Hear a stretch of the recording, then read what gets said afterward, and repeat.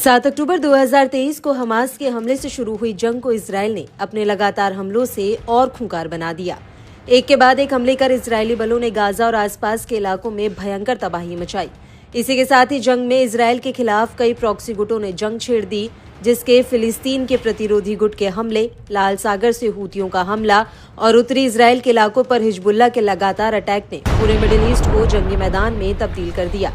जंग के शुरुआती दौर में इजरायली फौज जितनी तेजी से आगे बढ़ रही थी, अब उसे उतनी ही मुश्किलों का सामना करना पड़ रहा है।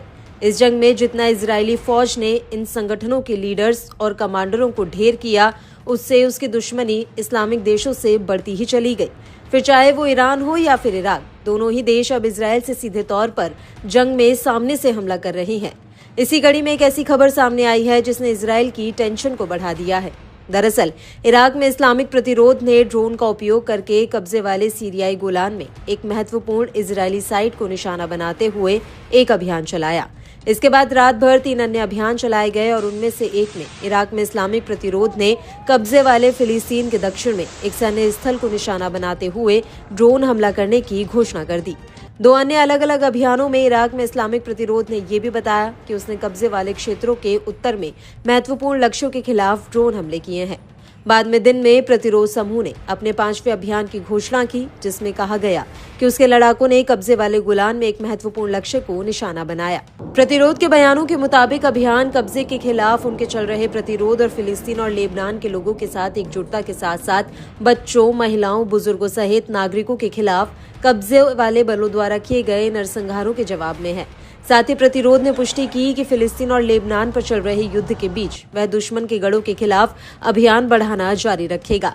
इराक में इस्लामिक प्रतिरोध ने इजरायल के खिलाफ अभियान की घोषणा की और अपने धार्मिक कर्तव्यों को पूरा करने और गाजा और लेबनान में नागरिकों के चल रहे रक्तपात के जवाब में इराक में इस्लामिक प्रतिरोध सरिया अवलिया अल-दम के लड़ाकों ने 30 अक्टूबर 2024 को एक विशेष ड्रोन अभियान चलाया।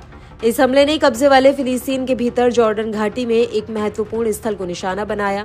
ब्रिगेड ने युद्ध क्षेत्र समीकरण की एकता के लिए अपनी पूर्ण प्रतिबद्धता पर भी जोर दिया और इससे पहले लगभग 4:42 पर उत्तरी कब्जे वाले फिलिस्तीन में तबरैया के उत्तर में स्थित एक महत्वपूर्ण लक्ष्य के खिलाफ ड्रोन हमले की घोषणा भी की।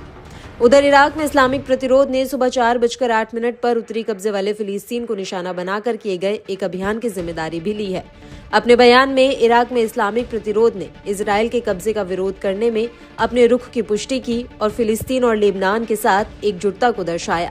ये अभियान बच्चों, महिलाओं और बुजुर्गों सहित नागरिकों पर जारी इजरायली हमलों के बाद शुरू किया गया है, जो दुश्मन के ठिकानों पर हमले तेज करने की प्रतिबद्धता को दर्शाता है।